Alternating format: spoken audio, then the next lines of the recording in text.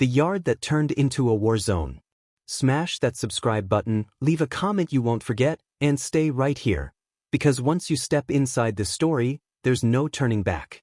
The tear gas hadn't cleared yet. Smoke hung low over the prison yard, clinging to the concrete like a second skin. Boots crunched over broken glass, twisted metal, and abandoned shoes that no one would ever come back for. Above the walls of Attica Correctional Facility, helicopters hovered, their blades slicing the air in slow, menacing circles. Inside the yard, bodies lay motionless, some inmates, some guards, while medics worked in silence, knowing they were already too late for many of them. This was the aftermath. But the real story began 4 days earlier, when Attica stopped being a prison and became a battleground. Attica, upstate New York, September 1971. From the outside, it looked like a fortress built to last forever, thick stone walls, narrow windows, gun towers staring down like unblinking eyes. Inside, more than 2,000 men were packed into a system designed to break them quietly.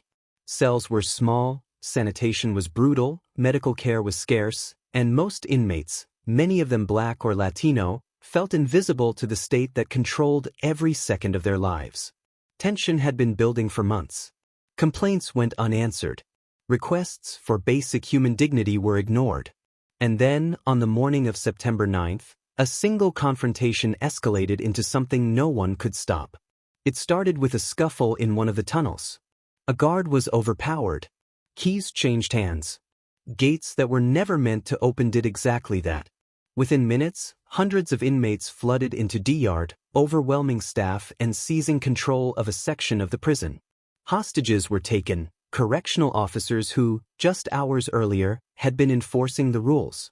By the time state officials realized what was happening, Attica was no longer under their control. In the yard, inmate leaders emerged quickly. Some were seasoned jailhouse lawyers.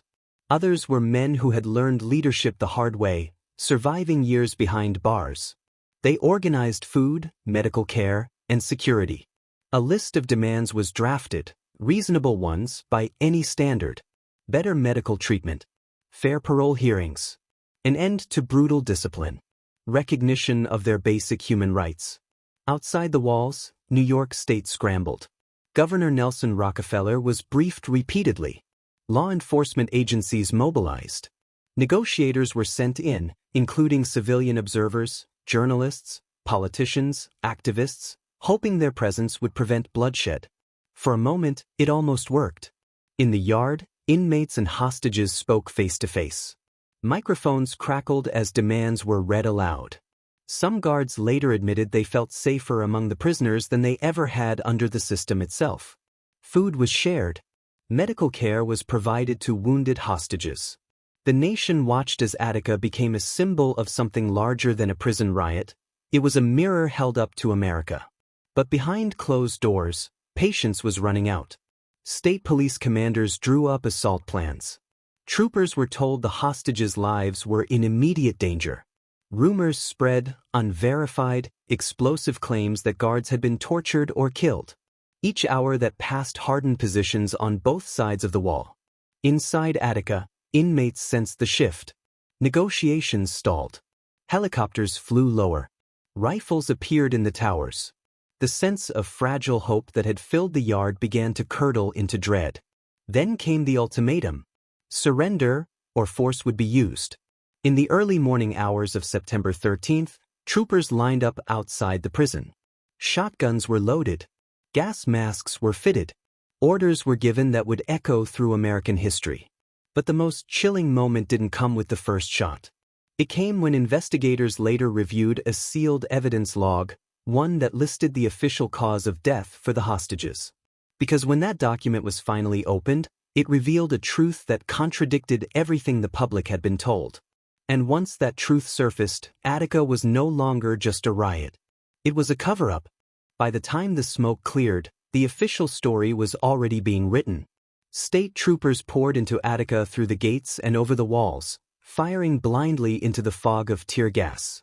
Shotguns roared. Bullets tore through flesh, concrete, and chaos. Inmates ran with their hands raised, screaming for mercy that never came. Hostages were hit where they stood. Some fell instantly. Others bled out in the mud of the yard, calling for help that could not reach them. When it was over, 43 men were dead. The state moved fast. Press conferences were called. Statements were issued. The public was told a simple, terrifying narrative. Inmates had slit the throats of the hostages. Savage criminals had forced the state's hand. The assault, officials said, was tragic, but necessary. But inside the prison hospital, doctors began to see something that didn't match the story. Autopsies revealed gunshot wounds. Not knives. Not makeshift weapons. Buckshot embedded in necks, chests, and backs.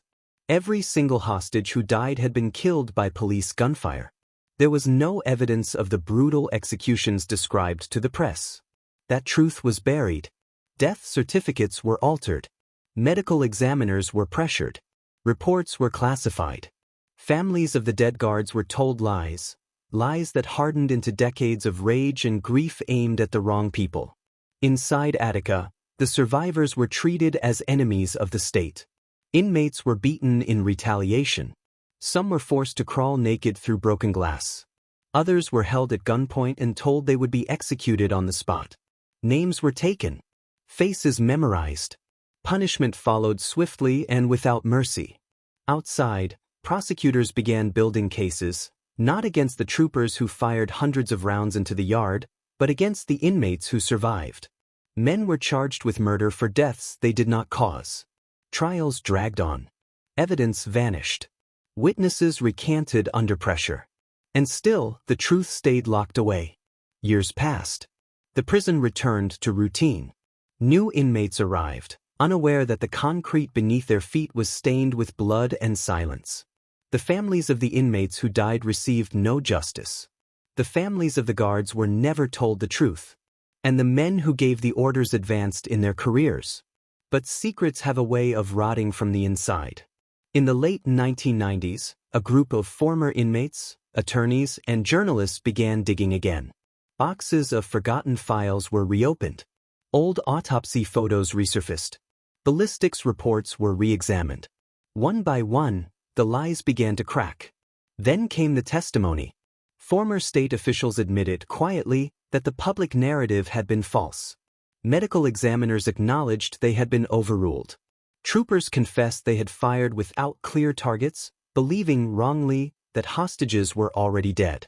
The most damning revelation was this: the decision to storm Attica had been political. Negotiations had not failed. They had been abandoned. The governor had been warned that an assault would be catastrophic. He had been told hostages could die. And still, the order was given, because backing down in the climate of the time was seen as weakness. When the lawsuits finally reached federal court, the state settled. Millions were paid to the families of inmates. Later, smaller settlements went to the families of the guards, still without a full public admission of responsibility. No trooper was ever convicted.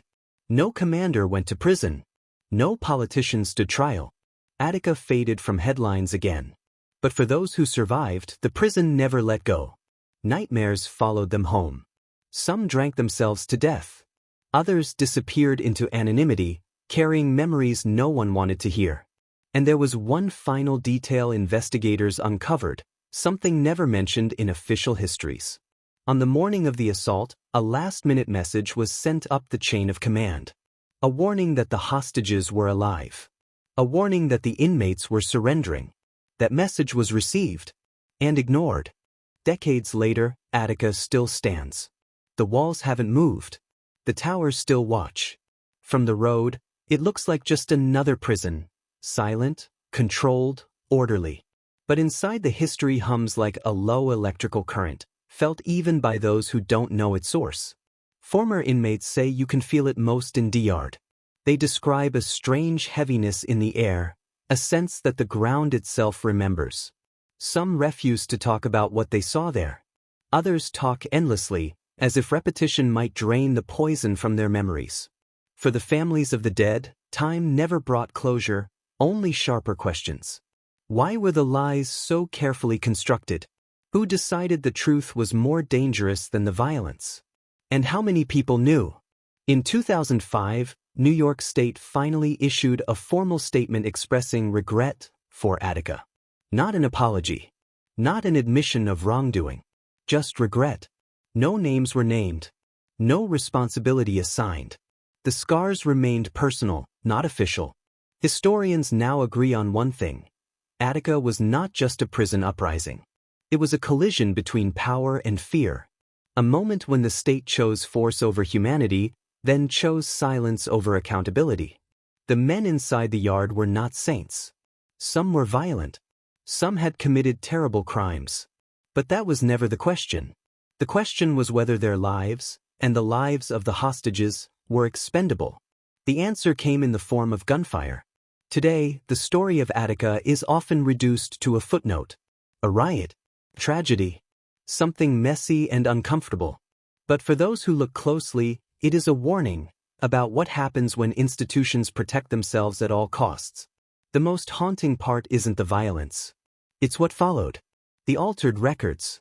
The false autopsies. The decades of official denial. Because once the state learned it could rewrite the truth about Attica, it learned something else too, that it might get away with it again. Some former troopers carried their guilt quietly. Others defended their actions to the end. A few admitted, near death, that they still hear the shots in their sleep. Not the first ones, but the last ones, fired after the yard was already under control.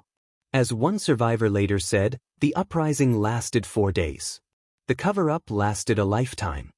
Attica remains a symbol, not of chaos, but of control taken too far. A reminder that the most dangerous weapons are not always held by the desperate, but by those who never expect to be questioned. And maybe that's why the story was almost forgotten. Because remembering Attica means admitting that the bloodiest moment in American prison history wasn't an accident. It was a decision. If this story stayed with you, if it unsettled you, then you already know the truth most people never learn. Some prisons lock people inside. Attica locked the truth out. And if you think this story was intense, you're not ready for the next one.